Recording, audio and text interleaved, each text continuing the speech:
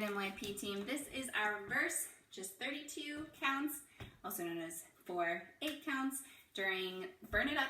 You guys are gonna own this, you're the highlight, you've got this. It's a little tricky, it's a little fast, but it's also really cool and groovy, and I think you're gonna nail it. So I'm gonna face this way the whole time because we kind of already went through this in class, and I think it'll be easier for you to practice at home this way.